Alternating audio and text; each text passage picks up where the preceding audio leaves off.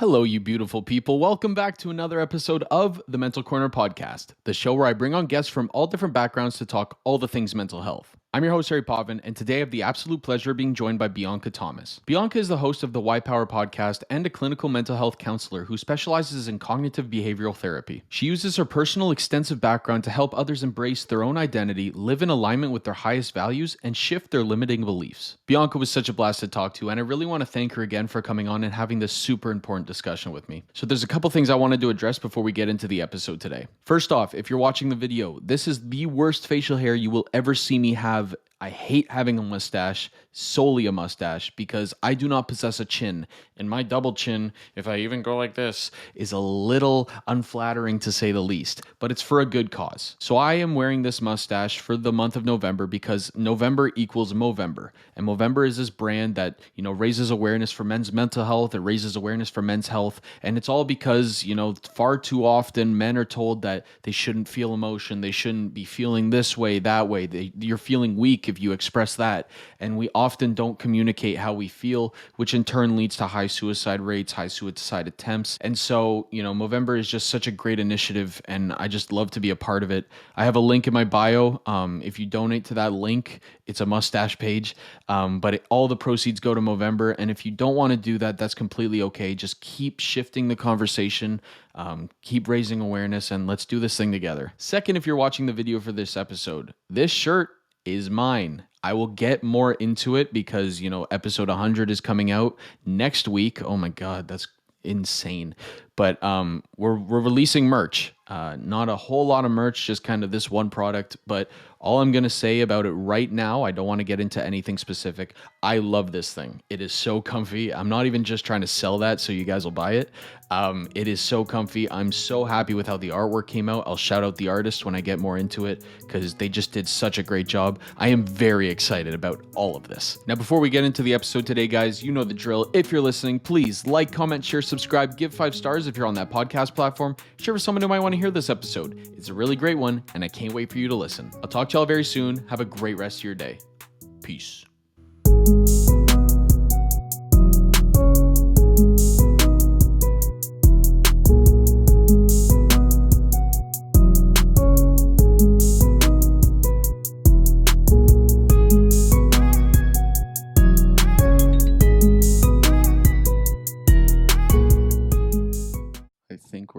We're good to go. Bianca, what's going on? Thanks so much for coming on to the show.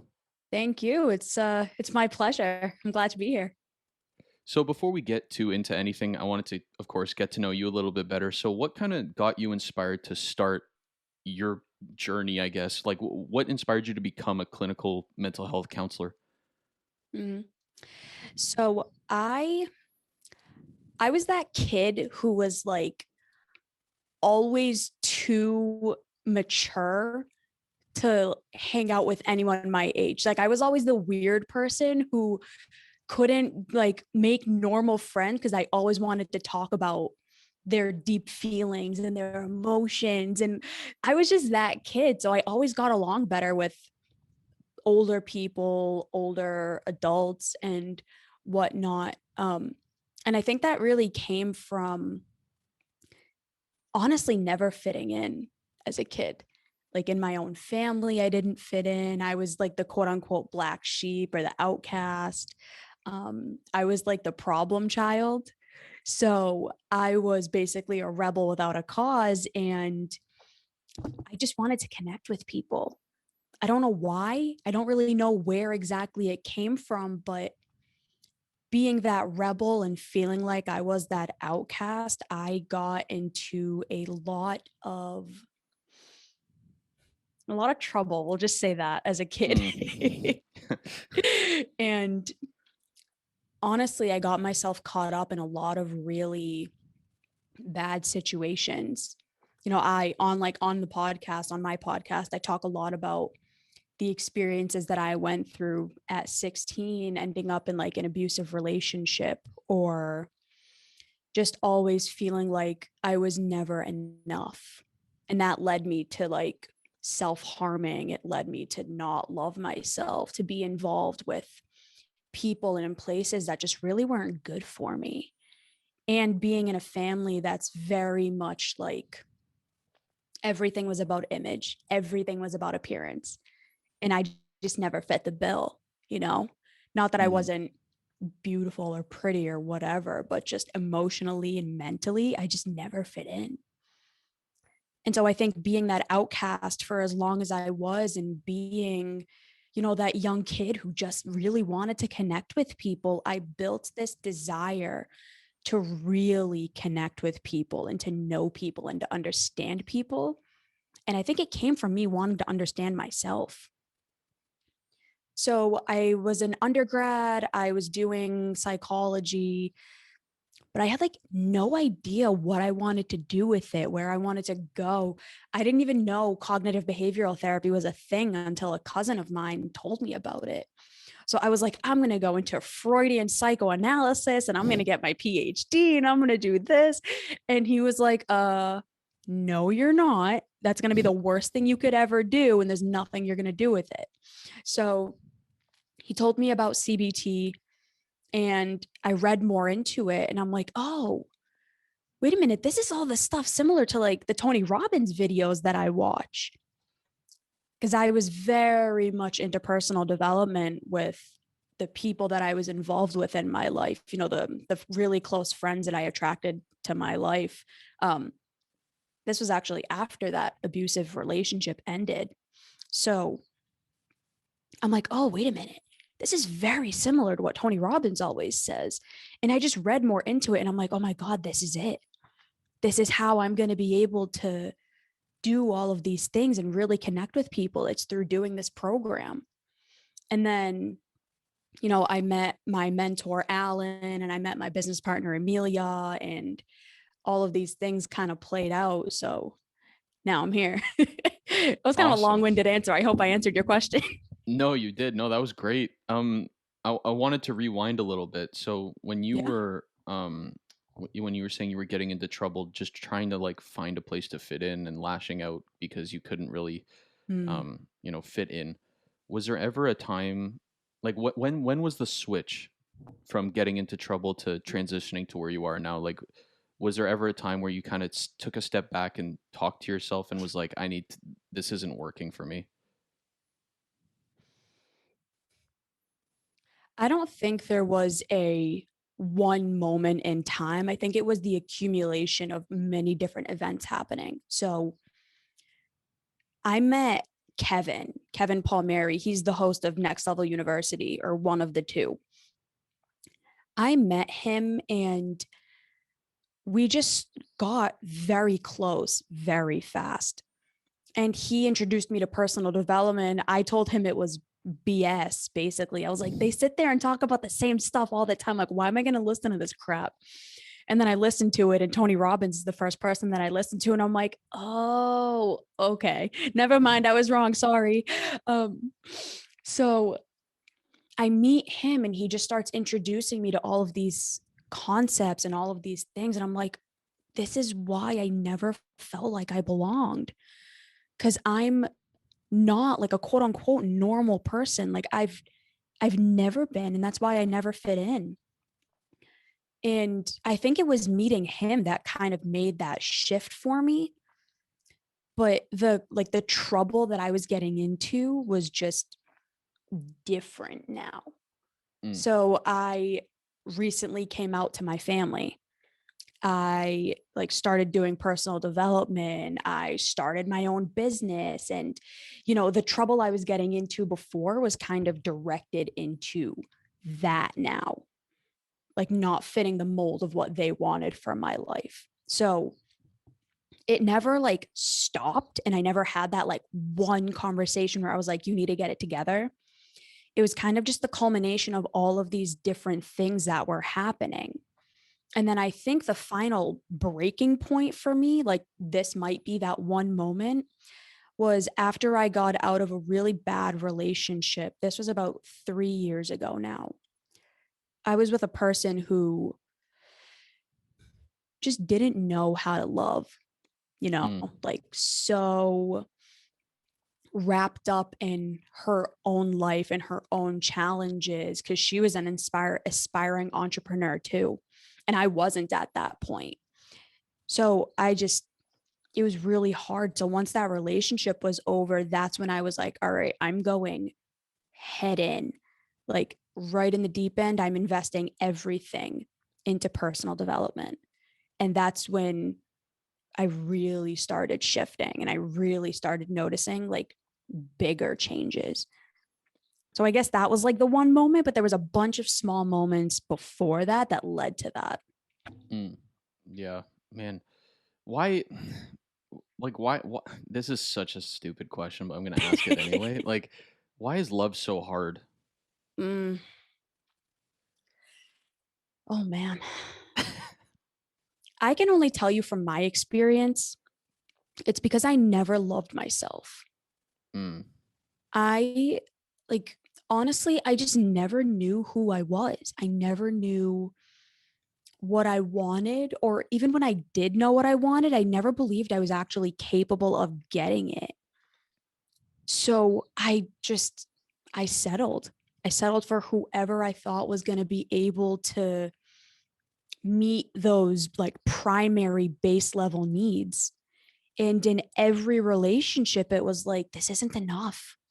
Why am I in this? Why am I doing this? But that need to be loved, because I never felt loved as a kid. I never had the belief structure that I was lovable, that I was worthy, that I was good enough.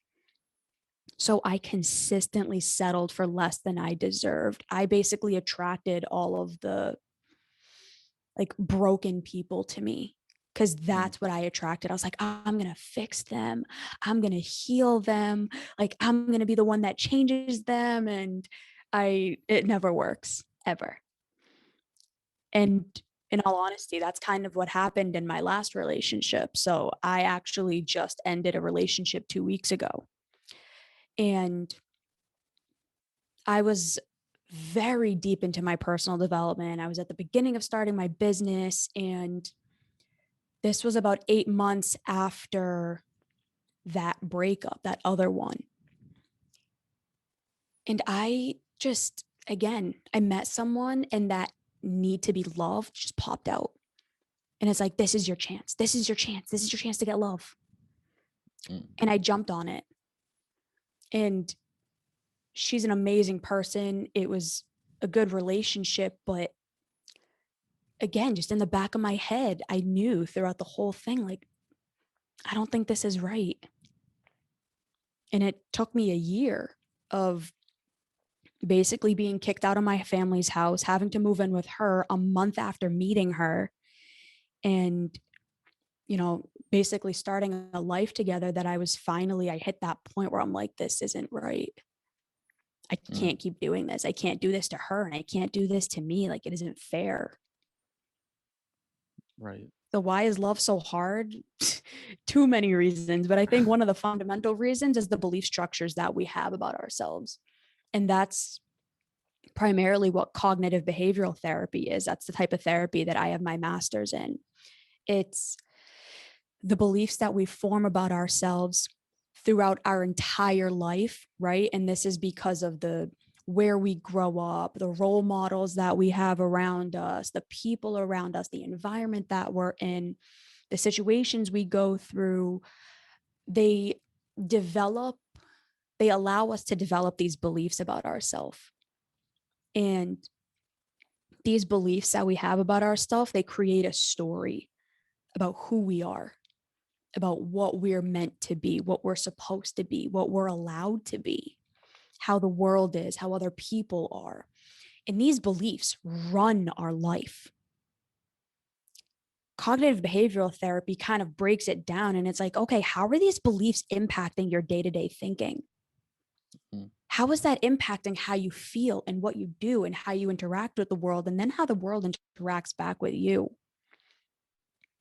We actually did an episode on the WhyPower podcast called the law. It was about the law of attraction. And anyone who hears about the law of attraction, they're like, oh yeah, it's woo woo BS. Like, that's not real. And CBT actually there's like a researched theory, and it's very similar to the law of attraction. It's called reciprocal determinism. And it's a big fancy word, but it's basically what you think, what you feel, and what you do. You put that out into the world, and then the world takes that and responds back to you. So, for example, if I'm feeling bad about myself because I'm having thoughts that I'm not good enough, so I'm feeling bad, what do? I lash out at you. Mm-hmm. What are you realistically gonna do? Probably. Get mad, leave, get Right. overwhelmed. Yeah. Right. How I respond, how I act impacts you, and therefore comes back and re-impacts me and impacts the world. That's the law of attraction. What you put out is going to come back to you because of the thoughts and the feelings and the actions that you're actually putting out. So how does this impact everything else in the world? How does this impact our life? Why do people end up in the same relationships over and over and over? And they're like, I can't find anybody. Why do I keep ending up with the same kind of person? It's for this exact reason. Number one, the beliefs you have about what you're allowed to have in your life. And then number two, how you're acting on them, how you're feeling about them, what you're actually attracting into your life because of what you're putting out there. Mm-hmm. Yeah, man. Yeah, I mean, I've had my fair share of relationships as well, but I think one of the more recent ones, and obviously I'm not going to name names or anything, but, and I think I've talked about this situation specifically on the show before, but I just remember being in it and like really thinking, why am I here again?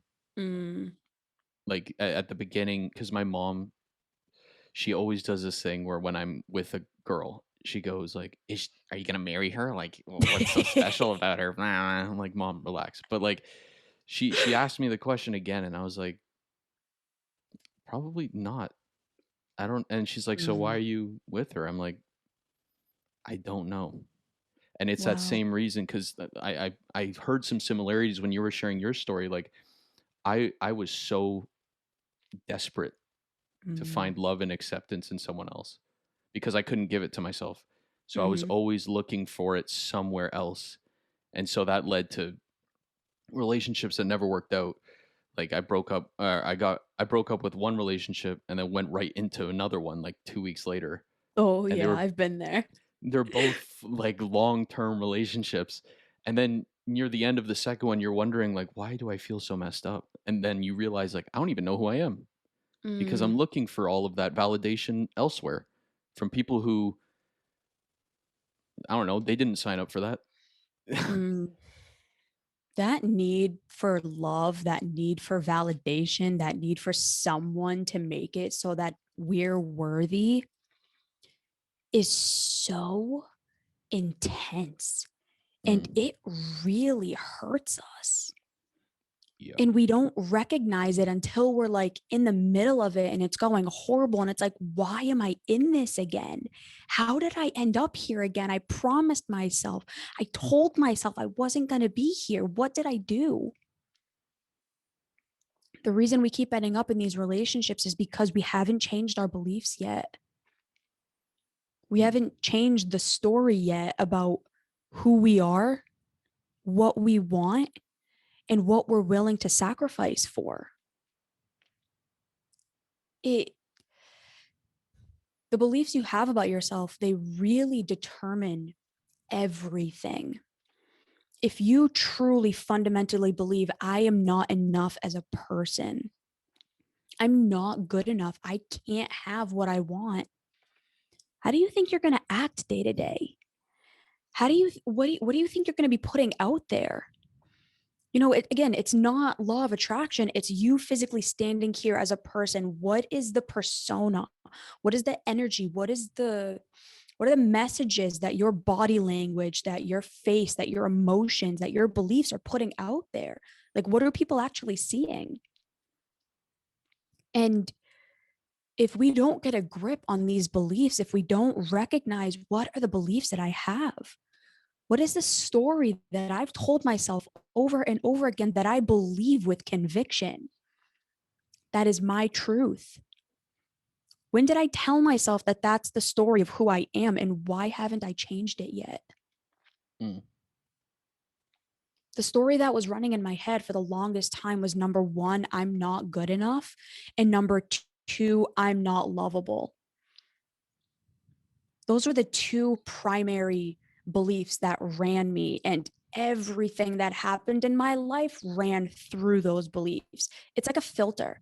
It's like when you develop this belief, it's like the color red, right? You have a filter that can only process red. And anything that even kind of looks like red, if it comes in, right?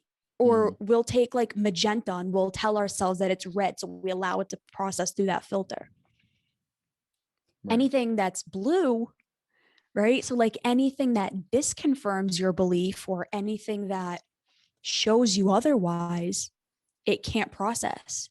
We don't allow it to. It kind of just pings off, or we make justifications, or we minimize, or we do all of these things because it doesn't fit the idea, it doesn't fit the story or the belief. And so what I do with my clients is I get them to recognize those beliefs. That's one of the fundamental things that we do. What are the beliefs that are limiting you? What are the beliefs that you have about yourself and the story that you've told yourself with absolute conviction? And how is this impacting you? Because you are the culmination of the beliefs that you have and how you acted on them. Mm. Only difference between me and Tony Robbins is that earlier on in his life, he had these more developed beliefs. That's it. And he acted on them. Or Oprah Winfrey. The only difference between where she was at this point in her life and where I am is that she believed earlier on that she could have what she wanted. Right. So what are the beliefs that you need to have what you want? So what are the ones holding you back, and what do you need to believe to get what you want? Those are two of the biggest things that I do with my clients, and I help them recognize so that they can have the life that they want. But it all starts with your beliefs. Mm. It's sad how most people view themselves. And like because there was a video that came up on my Instagram, I think it was yesterday or the day before, and it was a guy in Canada. He was holding a sign, and it said like, "How do you want to be remembered when you die?" And he just stood out. He like stood up out in public and was holding the sign. And I think the first person was like, "No one cares about me anyway, so why does it matter?" And it's just Wow. like that. Like there were 3 or 4 who thought the same thing, and it's like that's like the majority of how people think is like, no one will care when I go anyway. But it's that Right. like belief that no one really gives a shit. Mm. Like that's sitting in their head and it's bubbling for years. And they Yeah. just wake up every morning convinced that no one gives a crap. And so everything that they're going to do is going to confirm that belief, because we act and we think and we feel on the beliefs that we have. If I wake up today and I say, I'm going to have an extraordinary day, I'm going to be happy. I'm going to put positive music on. I'm going to laugh. I'm going to enjoy myself. And people see that. We're attracted to happy people. If I wake up and I'm like, wow, today's going to be a miserable day, what am I more likely to do? I'm going to put sad music on, probably not going to do my hair and my makeup. I'm going to dress I'm not going to dress as well. And then I'm going to be grumpy when I talk to people. But people don't recognize that. They're like, all of these things are happening to me. It's this external locus of control that I don't have control. These things are just happening to me, and I'm just the recipient of them. And it's really not until we can recognize, okay, what control do I have? What can I do? How can I prove to myself today that my life is meaningful, that someone does love me?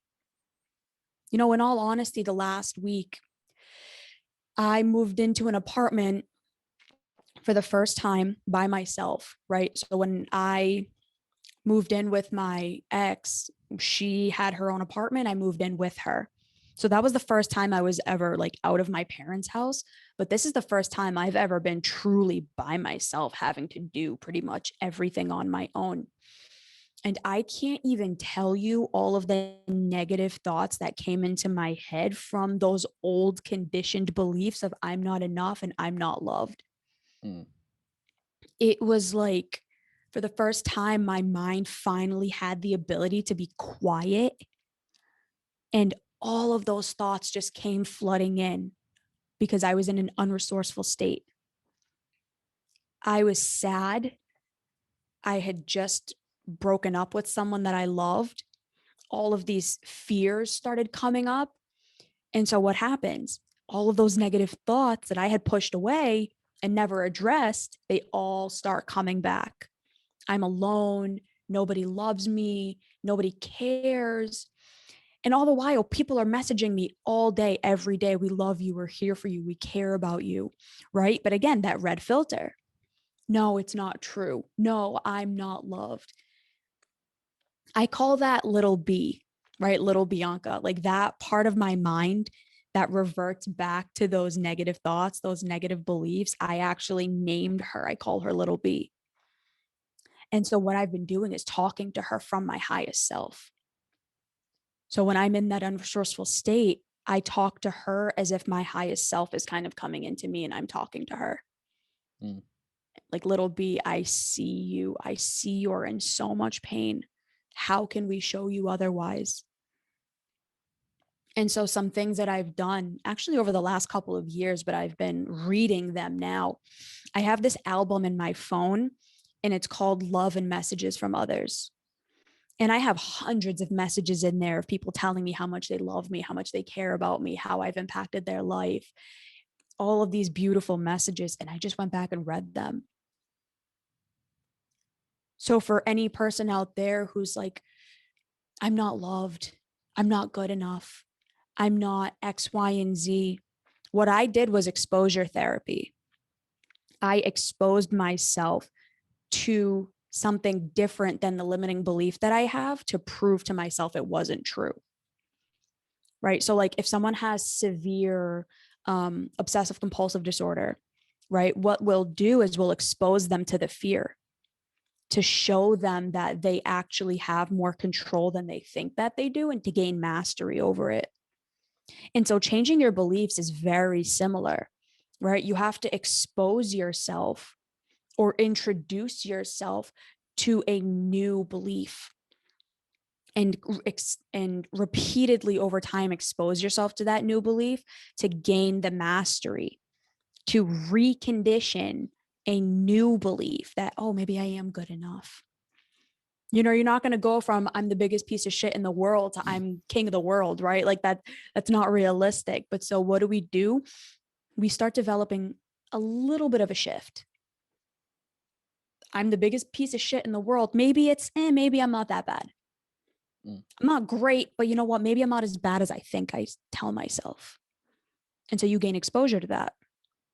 And then over time, that belief will build and build and build to where that filter isn't there anymore, to where you can see things from that new belief now. And it's hard. It takes a long time. I've been working on challenging these negative beliefs that I have my entire life.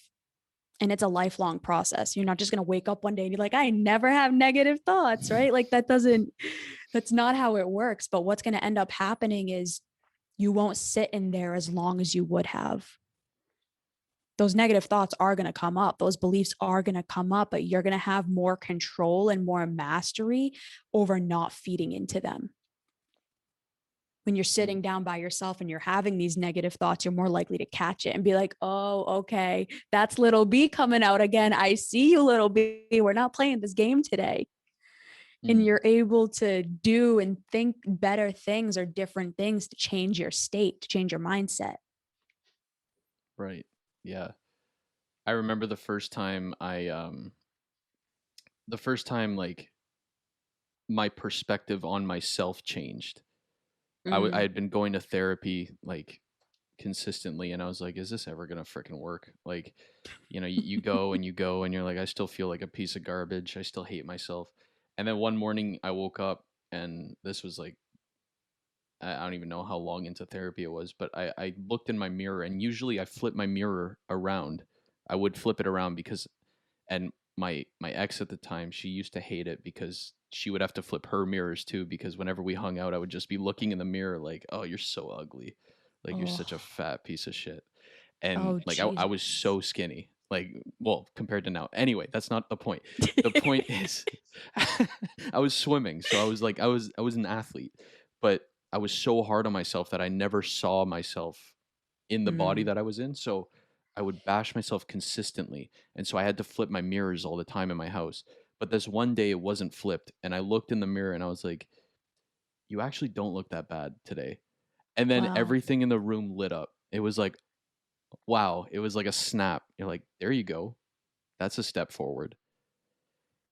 What was going on that day that allowed you to have that shift? Because that shift doesn't just come from nowhere, right? It's No. the call. It's something happens. It's like a culmination of different things that happen that you're like, oh, maybe not. So what was that for you?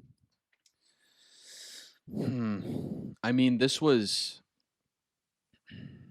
in my last year of university, and the year prior, well, my ex, she broke up with me, and this was the second long-term relationship I had been in. So it, not really her fault, but I had no identity. So when I got Mm, out of it, I was like, who the fuck am I? And I panicked. And so that was going into the summer, and then the following year going back to school, I had no idea what to do. And then it mm, like resulted in the whole story of mine where like I almost took my own life and things. But when I started getting the help, I was going to therapy. I was finally opening up about stuff. It was after I went on the men's only mental health panel. So I was open to everybody. And I think it was the first time for me that not only did I feel like finally people know what's in here, yeah. like I had put up such a big barrier that I was like, okay, finally people can see that I'm not just a dick, like I'm not a hothead, like I'm going through stuff.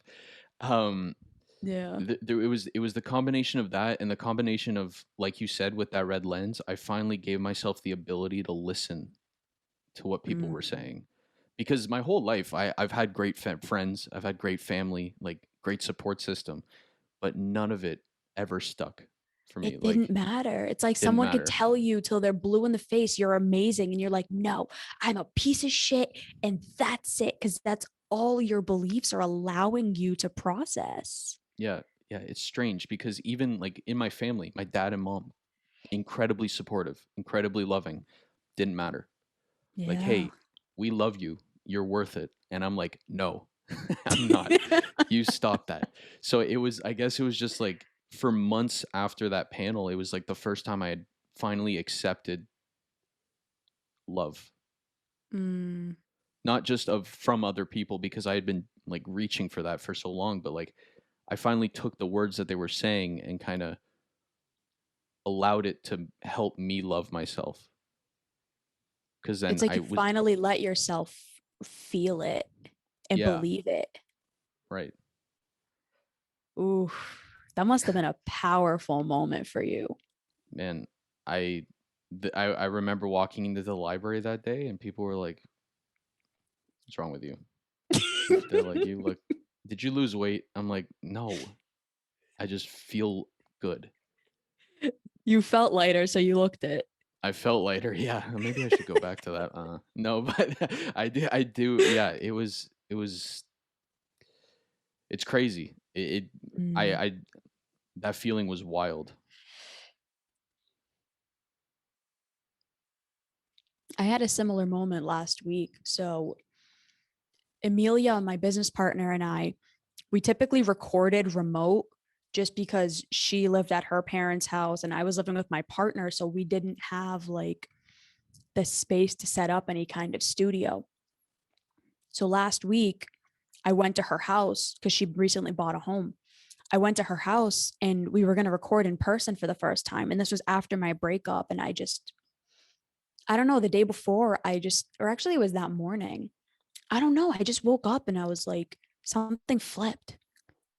It was like for the first time I had to rely on myself, and I showed myself, oh, maybe you are good enough. Look at all this stuff you just did. You literally got an apartment 2 days after like being kicked out of your house. It's insane what you're able to do when you're forced into it. Right. Like The Rock has this speech about being like having his back against the wall, and like just the crazy laser focus that you have when you're in a pressure situation and you have to do something. So I had just spent the last couple of days just getting myself ready and moving and doing all of these things. And she saw me and she's like, B, you look so different.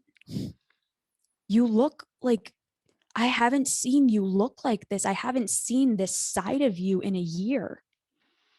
And I'm like, I finally feel like myself. And it was because I've removed everything out of my life that just doesn't fit anymore. Like leaving my family. Oh my God, I can't even tell you. That was the hardest thing I think I've ever done. It was so painful because they are very Middle Eastern and they just didn't accept it. And me and my mom had always had problems. Like I think a lot of my limiting beliefs stemmed from her, because if you saw a picture of my mom is a bombshell. Like she is stunning. But she's that kind of person who doesn't matter what you say, doesn't matter anything. She does not love herself. She doesn't believe in herself. And so her entire life has gone through that filter, and she unconsciously passed that on to us, like me and my two siblings. I think I got the worst of it because I'm so similar to her. So we like clashed heads all the time, which is why I was such a rebel child. But it was like leaving them was the hardest pain I had ever gone through.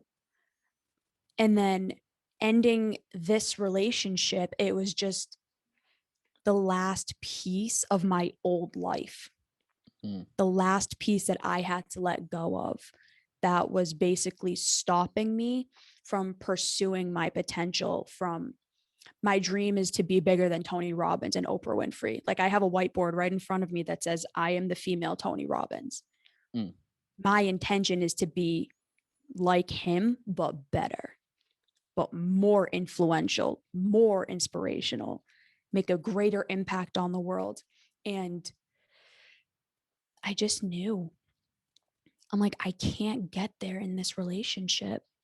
And she was a great person, but I think you can tell when you're just not matched with someone. It's like you start resenting them. Yeah. And that's what was happening. She was resenting me. I was resenting her. We were fighting all the time. And it's just like, that's not a way to live. So this was the next like most painful thing I've ever done, because my little B, all of her needs were finally being met. She was loved. She had someone who was taking care of her. She finally felt like she belonged somewhere, but it was all kind of falsified. It was run under the beliefs that I can't have anything. So, oh, look, someone loves me. Finally, someone's finally given me everything that I've never had. But my highest self is like, yeah, but you need more. You need more, and you're not letting yourself have it. So I finally did. I finally just, there was just this moment, and I'm like, I can't do this anymore. This isn't fair. And so then, like, it was like a couple days later, I'm at Amelia's house, and she's like, B, you look so different. And I'm like, Em, I feel different. And I think this is finally going to be the time in my life where I'm able to thrive. And it's because I let go. Like I exposed myself to that fear, to that limiting belief that I can't do anything, that I'm not capable, that I'm not enough, and I'm not loved. And I am diving headfirst into the deep end. Like, no, you are. And here are all the reasons why. Like, I'm finally giving myself permission to do that. And how many people out there, how many of your listeners right now, they're probably going through something similar. It might not be a relationship, but a job, a belief that they have, a friendship, a partnership, anything where they're like, this doesn't feel right, but I'm scared. This doesn't feel right, but I don't believe I can have more. I don't believe that I can do more for myself. Those limiting beliefs are going to hold you back and cause so much resentment for the rest of your life. Right. Unless you do what's hard now to give you what you want for the future. Les Brown actually has this really good quote. He says, if you do what is easy, your life will be hard. But if you do what's hard, your life will be easy. And I think what he's referencing is if you do the hard things, if you do what's painful, if you do what you've been avoiding, what you're going to get out of it, it's unbelievable. But so many of us, because of these limiting beliefs, we're so scared. We're scared to try. We're scared to put ourselves out there. We're scared to take a chance on ourselves. And so we don't. And so we end up in the same relationships over and over and over, and with the same friends, with the same beliefs and the same feelings every day. And this is why people end up with major depression. This is why people end up with anxiety, with borderline personality disorder, obsessive compulsive, like all of these different disorders. They all stem from these things. And so the way to change it is to change those belief structures and to show yourself you're capable. And this is exactly what I do with my clients. Like one of my clients, she came to me and she actually came initially for fitness coaching because I was doing fitness coaching for a while. And so we started with that and we just completely pivoted to just like life coaching. Mm-hmm. This girl went from being in a dead-end job that made her miserable, drinking every single day, like completely depressed. And her brother had actually passed away from a drug overdose like a couple of years prior. So her entire life was just trying to mitigate pain and doing what's easy so she doesn't have to feel what she's going through. And we literally were able to get her to challenge those beliefs and to recognize them. Now she owns her own business and she's making like $20K a month. And she's helping women like change their belief structures and get fit and get healthy. So if she can do that, what can anyone else do? You don't know what's possible for you until you try, but your limiting beliefs are going to convince you not to. And you really have to just give them the finger. Be like, F you, I'm going to do it anyways. Most people don't get to that point because the pain isn't enough. Yeah. For me, the pain was enough. I hit my breaking point. I'm like, I can't do this. I'm miserable and I can see what the future is going to be like, and it's going to be horrible. Yeah. Man, why is it that when you make that leap and like let's say it's friends, you cut some friends out who aren't doing you any favors, or a relationship where you break out of it, or even a job you just quit, why does society view you as selfish when you make that first leap? Because it doesn't fit the mold. It doesn't fit their beliefs. I actually did that. I quit my job. I had no backup plan. My entire family was like, are you out of your mind? Like, what are you doing? You don't have a backup plan. I put myself in a situation where I had no other options. Tony Robbins says this. He goes, if you want to take the island, you got to burn the boats. Meaning you have to have no other option. And now granted, this doesn't work for everybody, right? Like if you have a family, like if you're not aspiring to like something extraordinary, like you don't really need to do that. You can take steps into it, right? Like that doesn't fit for everybody. But I knew in my heart that's what I had to do. I quit my job with no backup plan. And I'm like, I'm going to do fitness coaching. I'm going to make money off of doing this. The next day I had 3 clients signed up. The reason why people will think you are selfish is because they have developed a belief about who you are and what you're supposed to be. And when you go against that, it causes them to have to question themselves. And so you're seen as selfish, you're seen as wrong, you're seen as bad, because you're basically holding up a mirror to them. When you start becoming successful, when you start doing the things that you've been saying you're going to do, but you finally start doing them, you are the mirror. And you actually said this perfectly. You physically avoided mirrors. Mm. How many people are avoiding mirrors? Maybe not physically, but mentally, emotionally. How many people won't look at their bank account because they hate seeing how low the number is? Yeah, exactly. Me. How many other things do you think you're doing that with? Not you specifically, but we're avoiding. And so when people see you doing well, you are the mirror to them that they are not doing what they want out of life. And it is so painful. Mm.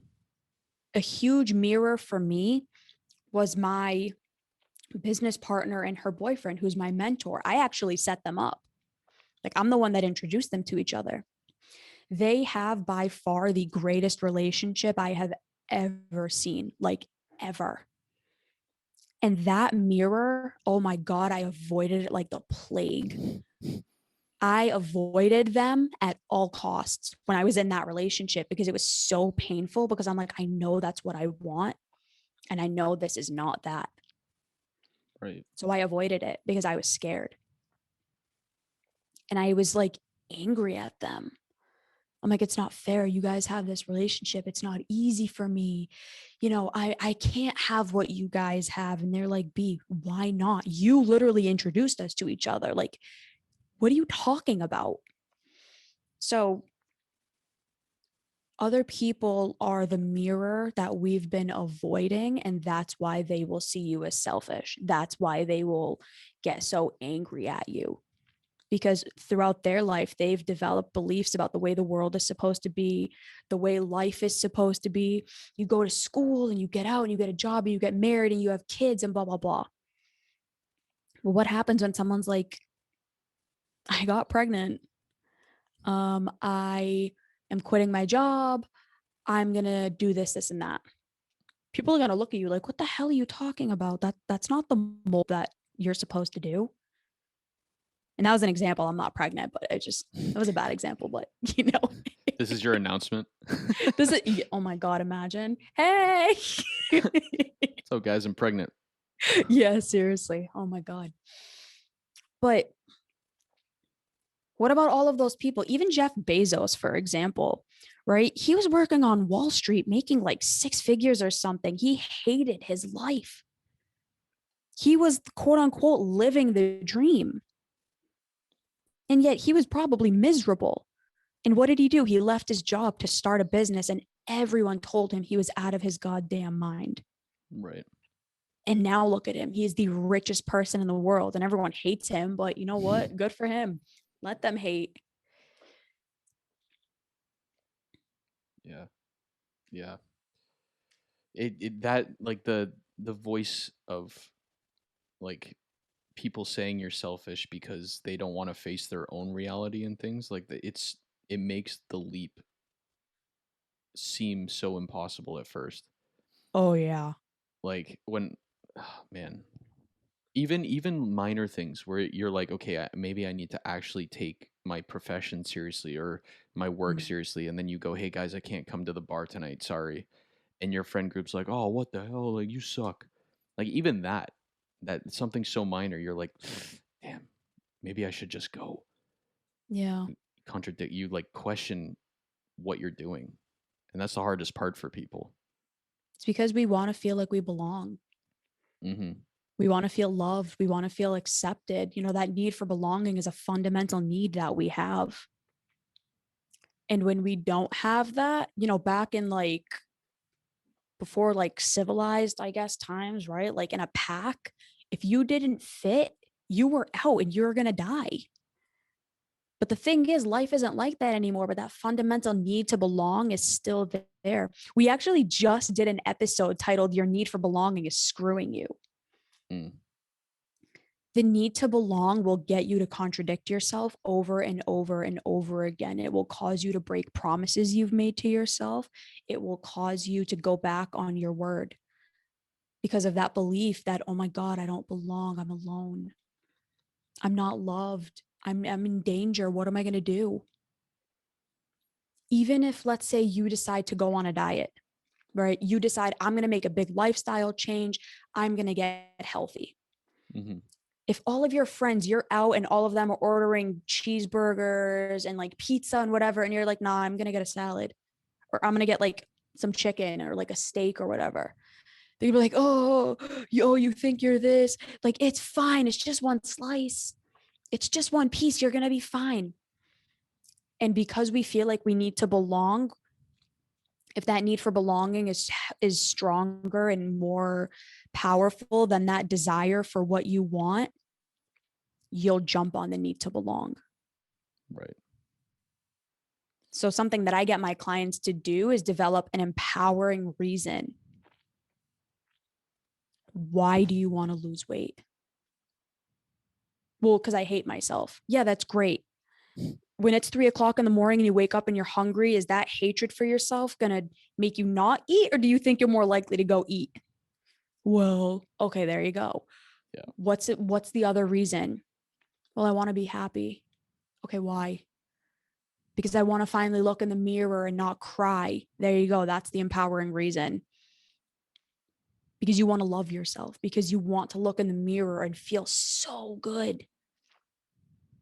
So when you have an empowering reason, when you have an empowering why, you can overcome anything. You can overcome any belief. You can overcome any obstacle that comes in your way. That is literally why we titled our podcast the WhyPower Podcast. When you understand your why, you can overcome anything. And if it's a really empowering one, you really can overcome anything. Now, how do people start finding their why? That is a very hard question. And it's honestly one that I like on every single podcast I've listened to, any like influencer or whatever, they all talk about this, finding your why, finding your why. I don't think you just wake up one day and find it. I think a part of it comes from what are the things that you've wanted? I don't think it's about finding your why. I think it's developing it. Develop an empowering reason why you want this. Mine, for example, why do I want to be the female Tony Robbins? Because my entire life, I never felt like I was good enough. My entire life, I never felt loved. And I know that pain of genuinely looking yourself in the mirror and thinking you are the most worthless thing ever. You might as well be dead. I know that pain. And I'm learning to overcome it. And I want to help others do it too. Because I want to be that person that my little bee needed when I was 2, when I was 5, when I was 10, when I was 16 being abused. But I told myself that I deserved that because I couldn't find love anywhere else. That's my why. I developed it through the experiences that I've been through. So I don't think it's about finding your why. I think it's about getting a good understanding of what are the things that you want. And then really asking yourself the question, like, why do I want this? How is this going to help me? How is this going to help other people? How is this going to meet all of my needs? And if your why meets all of your needs, you're more likely to act on it. You're more likely to go out and do it. Rather than if it's just, well, I want to be rich, right? That's not empowering. Like, yeah, you're going to get that money. And then what? What are you going to have after that? Probably nothing. And you're going to be miserable and you're going to lose it all, which is the story of many entrepreneurs. I'm sure you've heard many of them. I don't know if you know Dave Meltzer, but he's a good example of one. He was like a multi-millionaire, had everything, and completely lost it all because he had limiting beliefs. And then he rebuilt it again. Mm. Yeah, man. Yeah, that why is so important. Um, I think my last question for you, Bianca, and this one is also a tough one. It's probably just as tough as the finding your why, but Mm. like for people listening, maybe while they were listening, they're like, "Oh shit, maybe I don't actually love myself or respect myself as much as I thought I did," Mm. or maybe they've realized that weeks before and they're still stuck in a rut. For the people listening who are in a situation like that, like how do they start that process of really loving themselves genuinely and unconditionally? You have to start recognizing why you've convinced yourself you don't love yourself in the first place. What are the things you've told yourself? What are the beliefs you've developed? What's the story you have in your head about why you're not good enough? The thoughts that you avoid like the plague. Whatever the thoughts and the feelings are that you're avoiding, that you go on social media to avoid, you watch TV, you numb, you use drugs, you use food, whatever, right? Those thoughts and feelings that you've tried to avoid, that's why you don't love yourself. So, how do you start working on it? You finally start listening to it. Listen and recognize all of the automatic thoughts that are coming into your head, how they make you feel, what they make you do. Like you have to pinpoint them. Because once you do, then you can start backtracking. And it's like, where did this come from? Where did I develop this? How did I develop this? What happened in my life that allowed me to get to this point? And once you backtrack it, then you can start saying, oh, that's why I feel this way. That's the belief that I have that causes me to think these things and feel these things and act this way. And then you can start working towards developing and conditioning that new belief, that more realistic, but more empowering belief that gets you to become the person you want to be. And it is so hard. It's not even funny. Like, I'm not going to sugarcoat it. It hurts. It is so painful. But what I'm recognizing and what I've learned and what I've seen from working with all of the people that I have is that if you give yourself permission to go through that pain point, or what Amelia and I have developed as lonely land, right? If you allow yourself to go through lonely land and really go through it, like don't try to get into a new relationship really quick. Don't try to avoid what you're feeling. Don't avoid the thoughts you're having. Like really sit there with them and understand them. What you are going to get because of it is like unfathomable. You will get everything you've ever wanted if you allow yourself right now to just go through the suck, to just be in the shit, be in the mud, and let yourself, like, really let yourself feel it. And then you can take the steps to get out of the mud. And that's where we developed like that name, like that theory is how we developed the name Out of the Mud for the virtual event we do every month. It's called Out of the Mud. Mm-hmm. Awesome. Yeah. Mic Did that drop answer by your question? Bianca. It did. It did very well. Yes, of course. For all my listeners who are listening and want to either learn more about you or follow your work, like where can they find all your stuff? So they can, I'm active on Instagram and LinkedIn. So it's Bianca Alexa on Instagram. And you can also find us at the WhyPower Podcast on Instagram. You can also probably follow Amelia. She posts a lot of the stuff that we do. I think hers is Miss Amelia May or something. I'll send you all of the links. But on Instagram, we are going to actually be doing a rebrand. So we're going to have like a new website developed and new pages and all of that. So if all of that's done by the time that this comes out, I'll send you all of that new information. But my Instagram right now is probably the best place. Perfect. And I'll put those links down below once I get them. Bianca, thank you so much for coming on. This has been a pleasure. Thank you. This has been great. I hope I was able to help serve. Yeah, no, of course. And to all my listeners, I will see you guys next time.